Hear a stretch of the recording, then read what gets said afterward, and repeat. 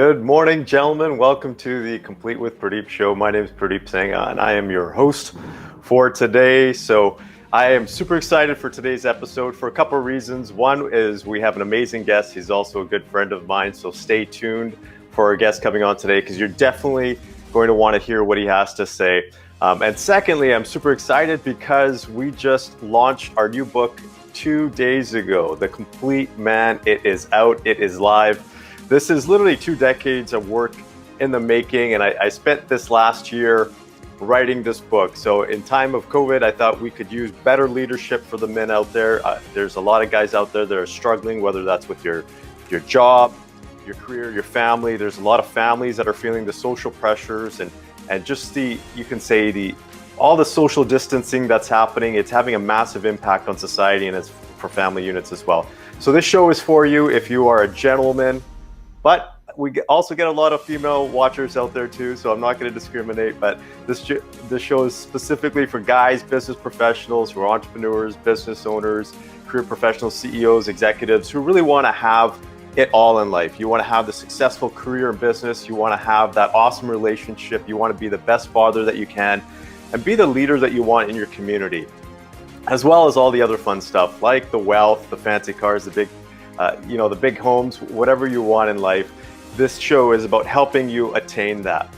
So just again, I want to give you a quick update on this book. You can get it for free right now on Kindle. If you text the word Kindle, actually it's incorrect there, but if you text the word Kindle to 888-210-5566, we will send you the details of how to get the book for free. Today is the last day that you can get it for free before you'll actually have to pay for it. So today's episode is about something I can say is very important for a lot of guys. It's the word control. It's one of the 13 C's of being the complete man.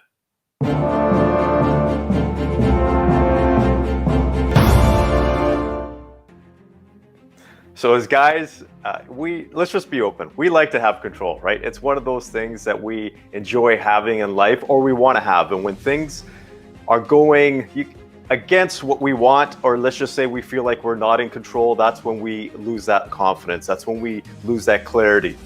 And I see this in working with guys a lot, it's one of the main elements that we look for in life. Again, when our business isn't going well, we feel like our life is going out of control.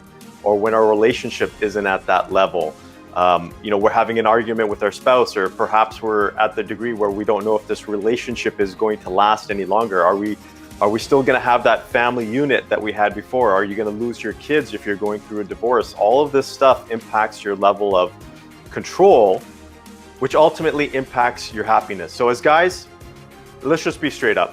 When you don't feel like you're in control, life isn't that great.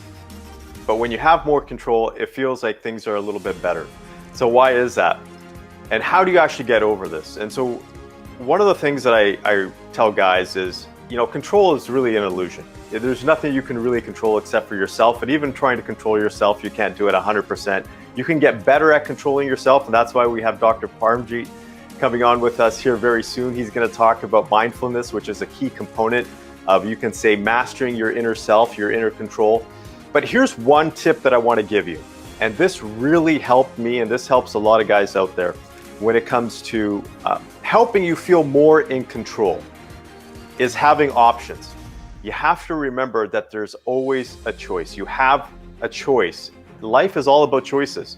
You're never bound to one particular thing, one particular path, unless you're kept in a cell and locked away against your will. You will always have options and choices. And when you have more options and choices, you will feel like you have more control. By simply creating more options, by simply writing down more options, if you're feeling like you're stuck and saying, okay, what are my options in this situation? You will actually create more inner control. Your brain will actually feel like you're more in control by having those options. So that's one quick, tip I want to give you. And so with that, I want to bring out our guest. He's a good friend of mine. He's also a professor at McMaster University, which is not too far from here. His name is Dr. Parmjeet Singh. He's an expert in many different things, but also a well-known expert in the space of mindfulness and psychology. So thank you, Dr. Parmjeet, for joining us today. Good morning. Thank you, Purdeep. Thank you for having me. Well, it's my pleasure. You know, we're How are you every doing? time I'm doing great. And for those of you out there, when Parmjeet speaks, you know, it's really interesting because he reminds me of my grandfather, who I believe to be a very wise man. He's the gentleman that I learned the most from in life. And whenever I speak to Parmjeet, it's phenomenal because I'm listening very carefully in terms of how he speaks, his choice of words, and what he has to say because I always learn something. So I encourage you to really pay attention to the conversation we're going to have here, which is going to be an open conversation. But Parmji, maybe you can give us a little bit of background in terms of what you teach right now and what you do from a professional standpoint. Thank you, Purdeep. So I have few layered life. So I teach at McMaster in the health sciences program, where I do actually very custom based programs. So none of my courses are text based. They are really a kind of a combination of my academic training as well as my personal experience. So that's how I put together all the courses. I also teach in medicine professional competencies, so which deals with ethics, self-care, and all sort of things, communication skills. And I have been doing that for, I think, if I'm not incorrect, around 15 years now. And then I also instruct in business school, executive education. I run custom programs from them. I guest speak an MBA program, executive MBA, and that's pretty much the synopsis of what I do. And then largely whatever I do is inspired and integrated from my personal life, because that's how I started. There's things I've been doing since teenager, and then I actually put that together in the context of the teaching, and that's pretty much what I do. That's awesome. And you're also a husband, you're a family man, you got a couple of kids. Yes, we have a couple of kids, and one of those is 5 years, so you can figure out our hands and means everything is full. And with the pandemic going, it's crazy because they elected to the remote learning, and it seems like we are undergoing kindergarten every day. That's good. That's why I have so much respect for teachers, especially elementary and high school. They have a lot of patience, right? It is incredible. Means I think we don't appreciate how much they do. Especially, it's difficult to manage one kid.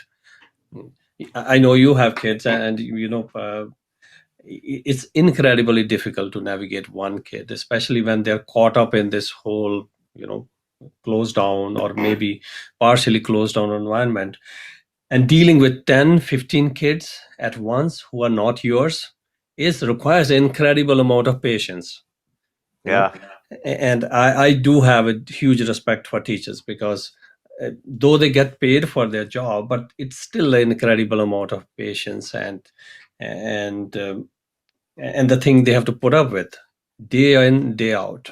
hmm So Yeah, there's two occupations right now that I have a lot. Obviously, teachers, but also people in medicine.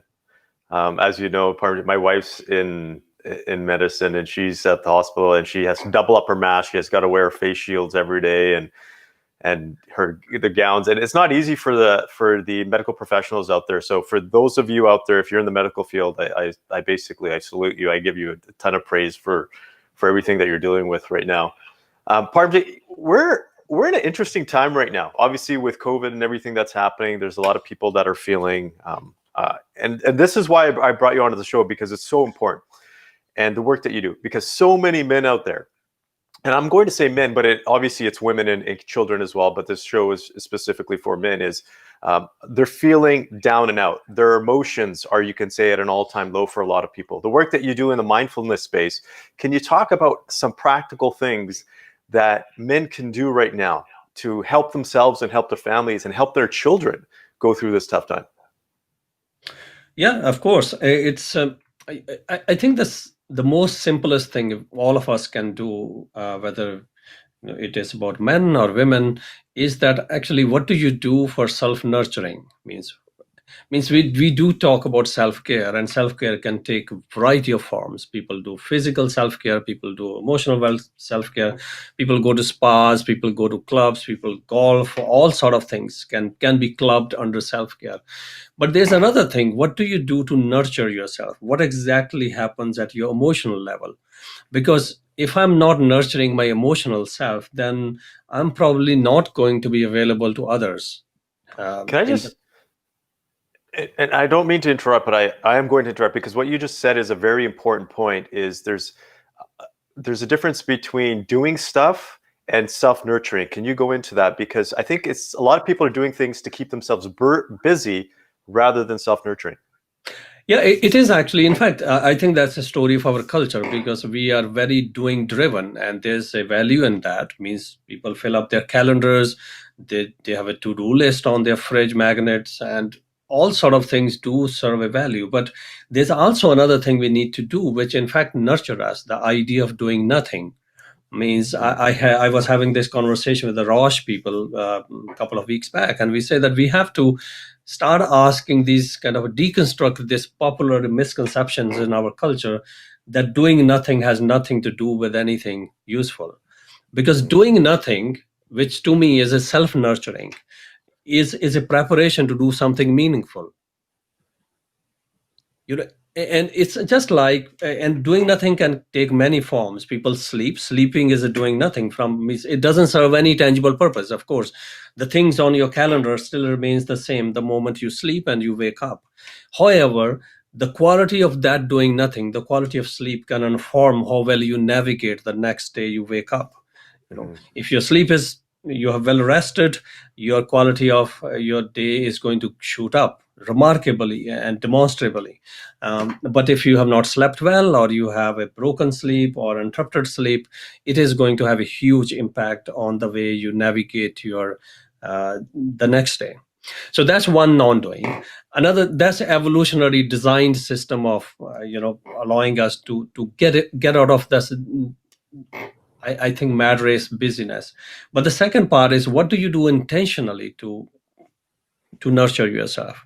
So, for example, we talked about mindfulness. I'm a practitioner myself, and every time I sit, it is my way of nurturing myself. And I give you a context. When I came to Mac around 20 years back, and when I was just moving around in the campus, and I got to know people, and they will ask, "What do you do in your spare time, and what are your hobbies," and all those things. And I will say that I'm a kind of a student of meditation, and those were the times when it was not such a kind of an in thing. At the moment, meditation was still on fringes, and they will say, "Why do you waste your time?" I mean, this is the thing I have heard from people, and these are well-meaning people who have known for now all these years. And that has always struck me, because meditation is, regardless of whatever has been made out of it, or mindfulness, whatever is made of it, it is an act of a very intentional non-doing. It is an act of nurturing yourself so that you can do well what you need to do outside of that time period, whether it's related to your family, to yourself, your job, your responsibilities, all kind of things.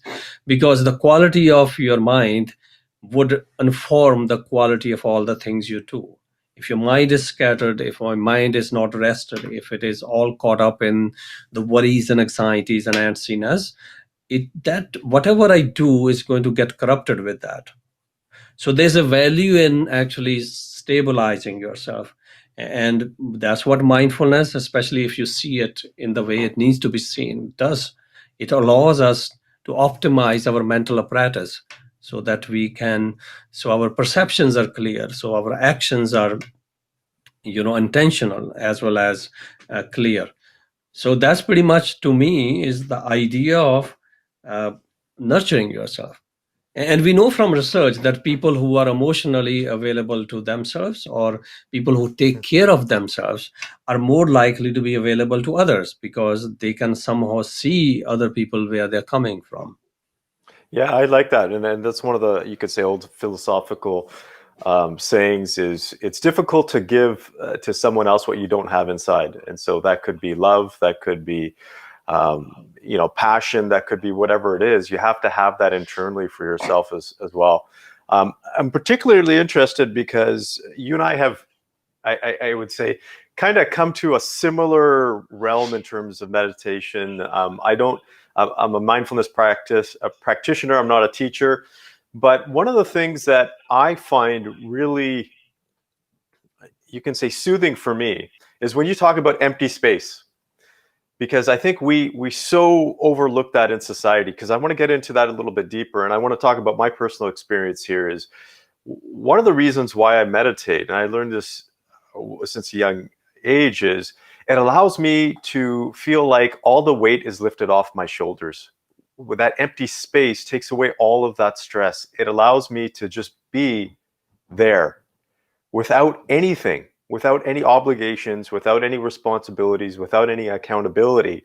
And especially for me, having a business, being an entrepreneur, coaching other people, having 2 kids, that empty space is so needed, that it gives me not only energy to be able to do the stuff, but it just gives me this sense of, how would I say it, self-love and self-peace, which I find very useful. One of the things when I work with guys is when they talk about meditation, guys who have never meditated, is they have a tough time doing it at the beginning. They have a tough time with the mindfulness practices. What suggestions do you have for those guys that are trying to approach it similar to a sport, right, with more intensity? Because this, I kind of relate it to similar to golf. It's kind of like the harder you try, the worse you get. I suck at golf. It's absolutely. I think one of the things we all need to do is, because mindfulness has been pretty much, it's heavily popularized. There's a value to that, because a lot more people know about it, but there's a lot of mischaracterization goes about mindfulness, and that has hyped up people's expectation. And it's hyped up, but also hyped up mixed with mischaracterization gives people wrong idea. So people struggle outside and then they start struggling inside, because the idea here is to the mindfulness. If you actually look at the root words, it is about really clear seeing, means seeing things as they are. It does not say anything that you have to see things in this way or that way, that you have to feel this way or that way. That idea itself, that 10 minutes you spend with yourself, 50 minutes you spend, 1 hour you spend with yourself, can you be with yourself without any expectation, and let the things settle down? Things you talk about, empty space, means once you let the things settle down and you're not needling your own thought process, you start to realize that the weight is lifted off, because a lot of noisy thoughts and emotions and feelings are like in weight in our mind. They're kind of wear and tear on the mind, and more wear and tear we have on the regular basis, more likely we have less to offer to other people. And whatever that other people could be, it could be your spouses, it could be your kids, it could be your job, it could be your role, it could be your business. Whatever you do, you have less to offer, because more is being we're worn and torn by the noisiness in our head. So one of the things this is the way I'm going to take on to what, as a practitioner here, not advice giver, is that we have to get off this kind of a commercial connotation of mindfulness, and that it manages stress and all those. It does that remarkably. Whether you want to believe it or not, it will come itself, because once you give yourself a chance, once you give your body a chance, the body will do what it does the best. If your body has not rested, you give a chance, it will rest. If it has not slept, you give it a chance, it will sleep, because that's what the body does. That's how the human species have survived, by just doing certain very small things which will allow it to reboot itself. So what mindfulness allows us to do is get ourselves out of the way, stop controlling too many things, and just be comfortable with the discomfort of not controlling. The funny counterintuitive part of, I know one of the undertones of your show today is control. Means mindfulness is about controlling, but not in the manner we tend to control. We control through ego. We just pull all the stops to control all the variables. But mindfulness is okay. You can control some things, but there are a lot of things about your mind you can't really control. You can't really hold the water, and you can do that experiment. You cannot hold the water. The harder you in fact try to hold it, the faster it slips through your to your fingers. But the easier way to hold the water is just to spread your palm.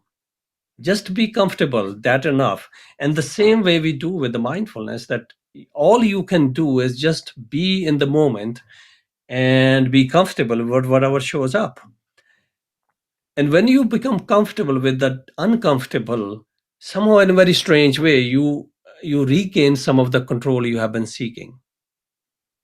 Because the more you are, in fact, the more you're struggling, more things are not in your control, even though you're exerting a lot more cognitive as well as physical effort. And that might give you the idea that you are in control, but it's going to be labor intensive and exhausting. And that's why most of the people burn out, because they're always trying to control the things in a typical sense of term. It's just like bulldozing through life. And of course you can bulldoze, and you can also build a lot of things on it, but is it going to be useful? That's the question that each one of the individuals have to ask. So one of my tip is that stop getting hyped up into it. Sit with yourself, be comfortable with the discomfort, and maybe for that 10 seconds or 10 minutes or 1 hour, let go of the idea that something spectacular has to happen. Okay. And once you let go of that idea that something spectacular, which is a product of your mind, it has nothing to do with the reality. We are doing the same thing as earlier. You are bringing the same attitude to the things you do outside of you. Now you're doing the same thing to yourself. So nothing much has changed. So unless we change, we actually miss the benefit of mindfulness or meditation by a wide margin, because now you are already caught up in the life outside of you. You are struggling there. You are running around like a hamster on cocaine. Now you're doing the same thing inside you, because inside there's nobody else. You are the only one. You are the observer and you are the observed. So how do you work with this? And that's where little bit of gentleness and discipline comes in. Means usually we often believe that no pain and no gain, but inside it doesn't help that way, because if you are pushing yourself, you're really acting your own adversary. We challenge ourselves. As a practitioner, I challenge myself every day, because you sit with yourself, you work with your thoughts. Some of those thoughts are not great, but the challenge is not the same as adversarial stance. You challenge yourself, but you are gentle. So two things, in fact, as a practitioner, you have to be disciplined in the practice, like any other thing. If you want to do something useful, you have to be disciplined. The second, you have to be also gentle at the same time. And these two things for most people don't work very well, because they are somehow contradictory. How I can be disciplined, but at the same time I can be gentle with myself. So as a practitioner, that's one thing we do, that learn to become comfortable with the idea that you are the observer and you are the observed. So let go of the things for those 10 minutes. Just be with yourself. And being with yourself without intervening too much would in fact nurture you. It's if you Yeah, I think. see. Sorry, go ahead. I cut you off there. No, you go ahead. Yeah. I was just gonna say, I think that's brilliant advice. I think that a lot of people put pressure on themselves, and I see it as a fad. It's almost like the Bikram yoga fad that happened right decades ago. Is people are coming in now. It's about meditation for becoming. So there is a difference between meditation and mindfulness, right? And I'm not going to get into that right here, but you could say not two different practices, but they're two different concepts, for example. But let's say when I hear people talk about meditation, and it's a lot of them are trying to do it to become enlightened, and it's really interesting when I hear about this, and when I see people trying very hard, and I laugh, because I tell people, this is my personal belief: if you're living a happy, fulfilled life and you're joyful majority of the time, it's never going to be perfect, then you don't you don't have to meditate to be enlightened, because for me, the whole purpose of meditating is so you can live a happier, more joyful life. This whole concept of enlightenment has been so, I'm going to say, bastardized, kind of like the whole Bikram yoga approach, that it really is about living life to the fullest, to be able to deal with the adversity that we're going through. You also talked about another thing where, we want to control, and this goes back to Buddhist teachings, which, their definition of suffering is resistance, right? If you resist all of the challenges in life, you will continue to suffer. The whole purpose is to be able to accept it, not necessarily accept the outcome, but accept your current situation, because the outcome can eventually be changed, or you can influence it. But until you actually accept where you are right now, you're going to continue to suffer. Something I want to ask you, Parmjit, because this is a really touchy subject. You teach ethics. Now, you and I are both Canadians, so we might get a little bit of flack for this, and we got most of our listeners here in the U.S. Ethics, and I'm speaking because I say this show is about no BS. It's about being real, because as men, we have a role as being leaders, not only in society, but also in our families. I'm seeing a massive lack in leadership in so many different aspects right now, especially when it comes to ethics. And I'm going to lean more on the U.S. side right now in the political system, where there's, let's just say, people being straight out sending out false information, and it's being accepted. Now, are you? I don't know. Is that part of your? Do you talk about that at all? Is it part of your teachings? What are you seeing from a person that's an expert in ethics and teaches that? What is your perception in terms of why people are allowing that to happen?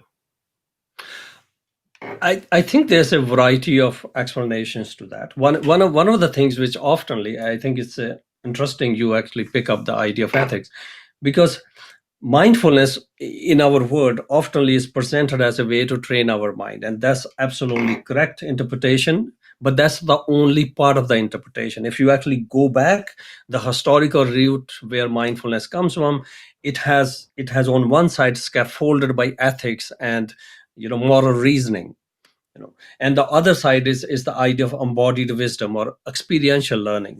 So no BS. Don't talk about mindfulness, do it, and then come to your own conclusion. And that's my approach to that. You don't have to listen to me or anybody. Means once you learn the technique, you are the experimenter, and you have the space, you are the lab itself. Do it yourself, and you will come to know that it's a lot more nuanced than you actually hear it about in the media. So it's just like mindfulness and all the related stuff is heavily uh, I would say attached to the ethical and moral reasoning. We know from research that people who are less self-aware, they tend to actually make a lot of ethically questionable decisions. Because more I'm interested in myself or self-interest, more likely I'm going to see that I need to advance my self-interest. And by doing so, I'm going to actually see less of other people's interest. So can you just repeat that? Because I think that's very important. What you just said there, that's a key point there. Because more I'm interested, more I'm self-interested, I am all caught up in my own world. I am less likely to see what other people's need. And one example I will go, and it's true for ethical decision making as well as for normal taking care of your team members. For example, you are a leader and you are very self-aware, and because you are self-aware, you are likely to actually use that opportunity as well as skill set to see when your team members are suffering. So you will be able to reach out to them, you will be able to sit with them, listen to them, ask them what can you do as a leader, so that that person is able to do well. And if they do well, then you do well. The bottom line of the organization automatically improves when the person, each individual, is doing well. So there's actually pretty much a kind of indications from research that the leaders who are self-aware or more mindful, quote unquote, are more likely to take care of other people than who are not. And it goes back to earlier your observation that if I am not aware of myself, I can BS about it, but I am not going to actually be able to see where people are coming from. We see others through our own self.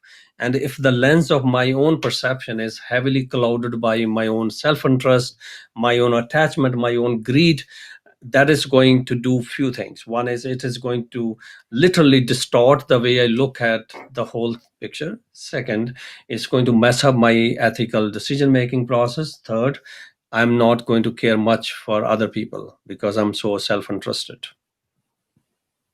Yeah, that's a really good point. And a lot of people wonder why certain people are supporting certain political leaders. And I don't want to go too much into it, but there's that reason why I got you to repeat that was because it seems like we are in such a state, especially when COVID first happened as well, is that we became into this, I call it contraction, where it's like, okay, how am I gonna protect myself? How am I gonna protect my family?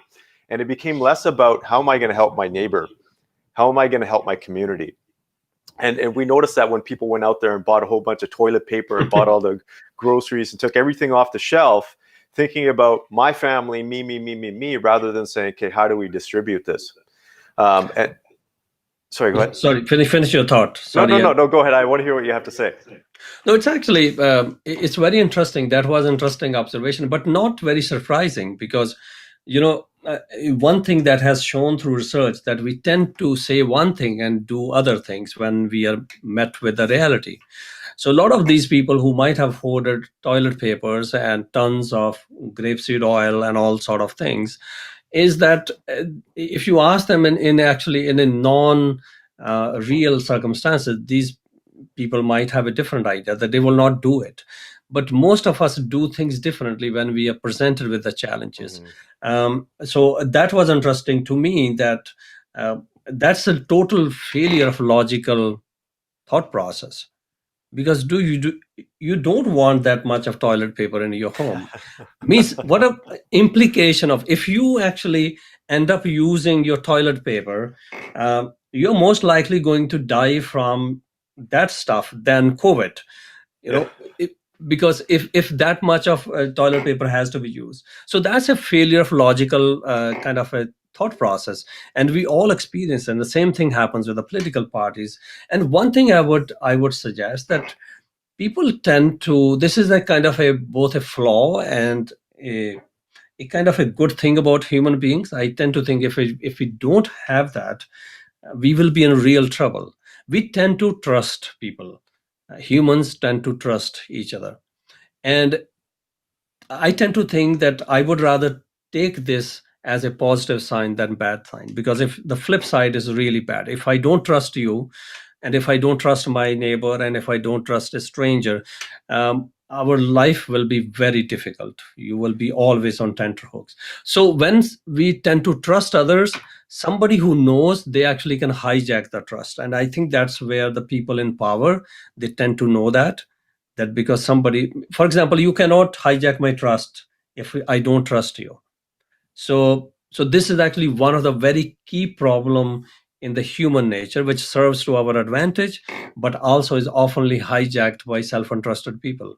And that's how the politicians do that, and how leaders also do that, because they inspire that kind of trust, and then because they have a malified intentions, to so to speak.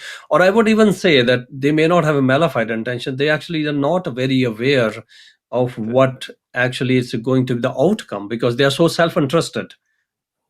And I think that's a brilliant point, because that goes to what we talk about here on the show, which is the mindful alpha male, right? And we're all about being alpha males, about leading in society, leading in family, but you have to have that mindful component, which is knowing what your outcomes are, knowing what the situation is, knowing who you're going to impact and influence, and giving as much as you're taking. Going back to the trust part, it's really important, because this not only applies in the political environment, but it applies in the business world, right? Because there's trust and mistrust, but people are more likely to trust people that are similar to them, whether it's a geographic region, whether you sit in the same city, or you're part of the same ethnic group or political party or whatever it is. So they will trust people of similarities, but mistrust people with dissimilarities, which is the interesting part. When you talked about that, that, I think those are two factors in terms of why we have such divide in certain areas, whether it's political or other aspects. But there's this concept of, hey, you're not like me, therefore it's harder for me to trust you as well. And so that plays a part, in so many different aspects. How do you help people in the business world? Because as you're a corporate trainer, you help executive teams, you help organizations. Trust is a big thing, right? And I work with executive teams as well, because on a lot of executive teams, there's this challenge of power. There's this power struggle. How do you help them build trust when you have highly driven people that are sometimes have self-directed goals versus a unified goal? So it's actually going back to your point, that's how we evolved, by differentiating. So that's how I navigate my environment, to see that this is my enemy, this is my friend, and I will stay away from the enemy and be close to my friend. And that's how we humans have navigated. That's how we evolved. But as good as it has, it also has a bad. This also leads to tribalism, lot of self-interest. We know from research that people tend to help others even when they are, for example, you are a part of a very silly game, and you're more likely to help people who you tend to think are your own, quote unquote, and less likely to help people you think are others. And that's how the polarization in politics and even in families means it happens. That kind of polarization, it happens because I tend to think that thought process is the same. One starts at a more local level, and then a much bigger space in politics and in national politics, nationalism, patriotism, all sort of things stem from this idea that similars are yours and dissimilars are not yours. So that by extension of the thought, similars, you have a responsibility towards similars, and you can sacrifice the others, and vice versa. And that's usually what happens. Means it's just fascinating to think that how people actually behave in those kind of circumstances. And some of that is very almost unconscious. Means, for example, there's a fascinating thing that if you actually meet someone first time, there's two things that happens with you within the 50 to 100 milliseconds. And that's one thing it will check. It will notice, your brain will automatically notice the gender of the person and also the skin color. Okay. And from there, you can build up a whole slew of idea how you're going to react. If you don't like that skin color, then that bias will influence your interaction with the person. And if you're in the leadership position, that might have other things. But that's actually a kind of a conversation for other day. But let me get back to your the main answer about how do we help people come out of that part. I think one of the thing is that power and trust oftenly can be misperceived as oppositional or opposite. Because if you are powerful, then either you are not going to trust me or I'm not going to trust you. And there's actually, and part of it is that we know from research that, for example, power differential creates that kind of perception. So, for example, powerful people don't see, quote unquote, powerless people. They don't see them. They don't see their needs. They don't see their value. They are just use them as a kind of a part of their decision making process.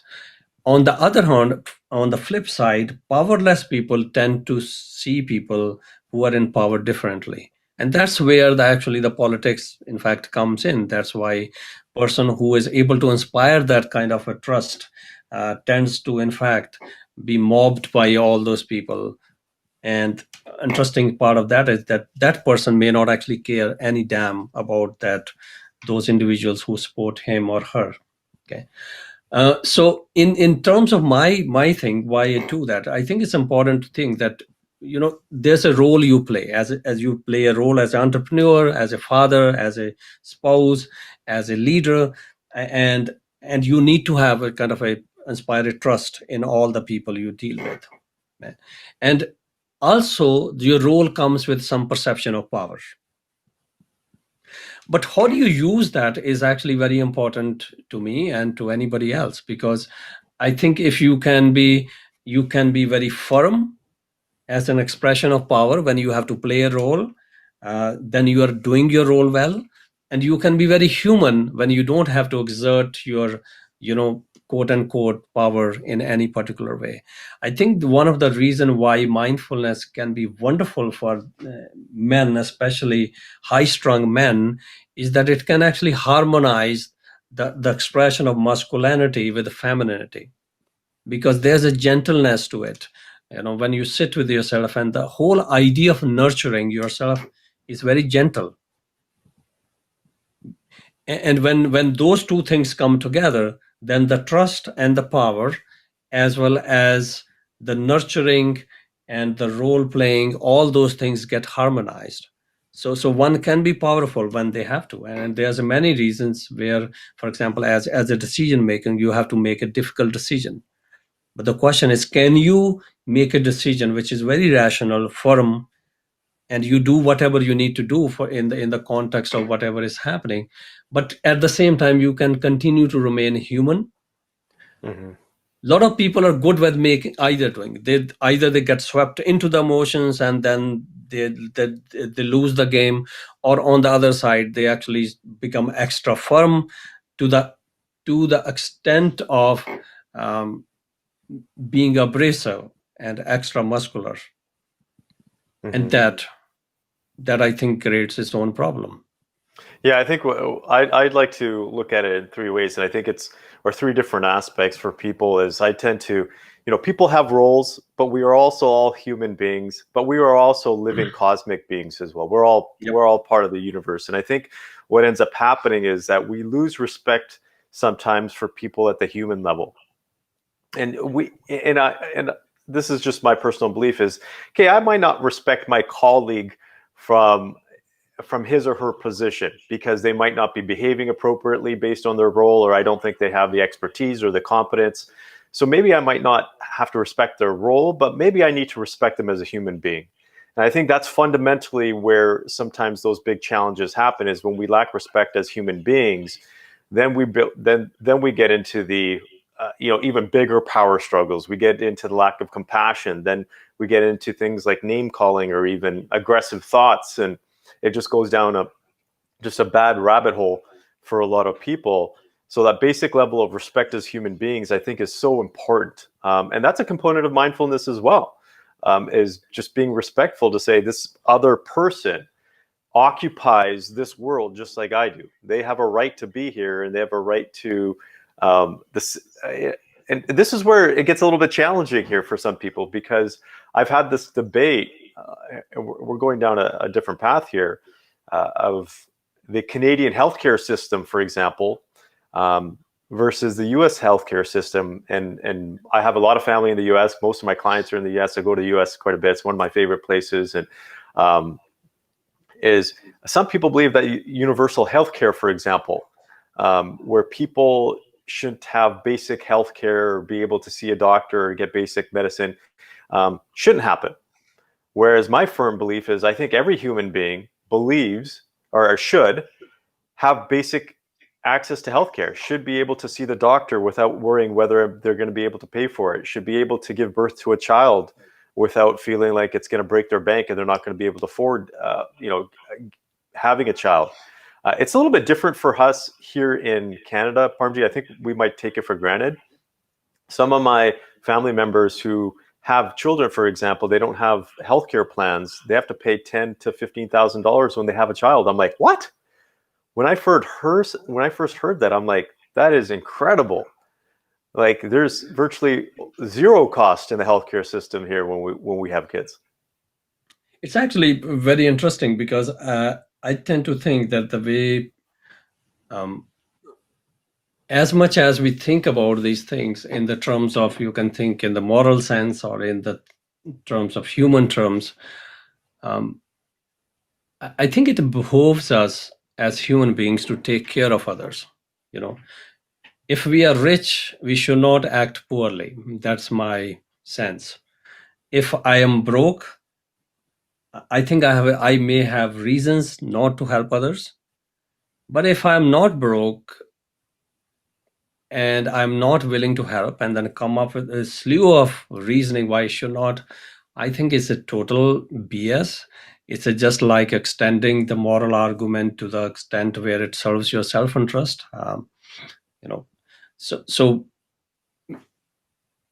universal healthcare, and almost everything, it's a part of human dignity, and not. And I think part of it is also the idea that if you don't have a healthcare, or you don't have the wherewithal to actually have that kind of insurance, comes from the idea that you have not worked for it, or maybe you have not the smarts for it.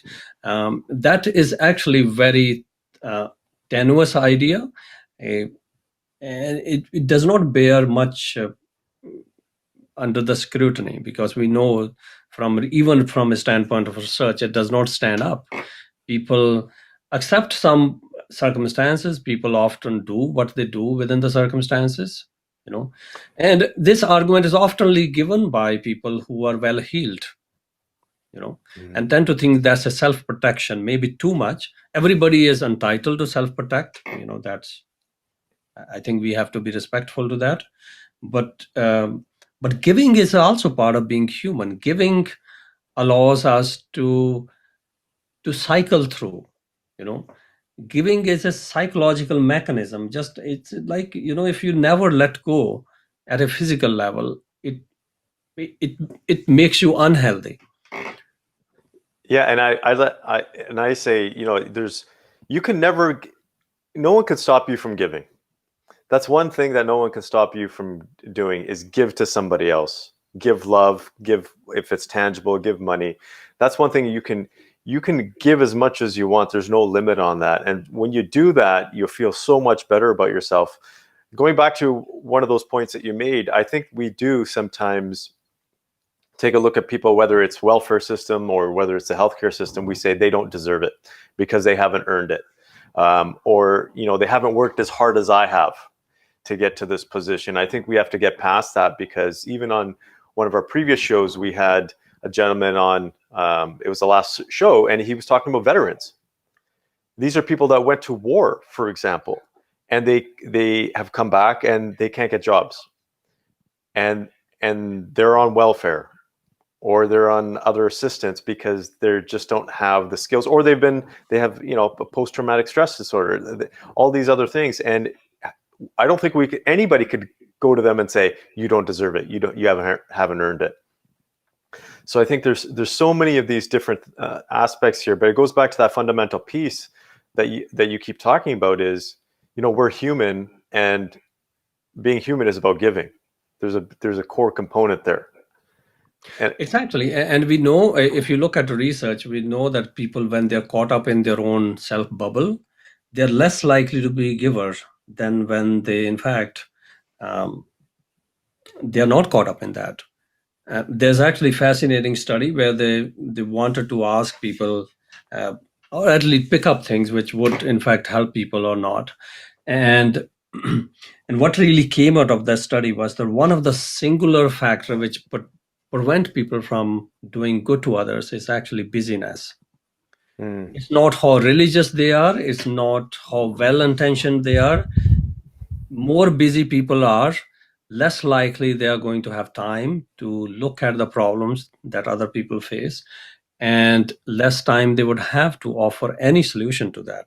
So it's not, kind of big ticket thinking. It's simply more I'm busy, more likely I'm busy with my own stuff, more I'm caught up in my own bubble, less likely I'm going to actually look up and see other people. And that happens in both physically, that more busy people are, they are running faster, they are walking faster, they are doing things faster, they don't look at other people. And when they don't look at other people, they don't see other people. When they don't see other people, they don't see their problems. And when they don't see their problems, that cannot tug at their heart that somebody is having problems. And if they don't see that, then they are less likely to help. So some of these things are not very rocket sciencey. If you look at it, it's a very basic human thing. Though we actually come up with very convoluted reasoning for all these things, but I think these are very basic things.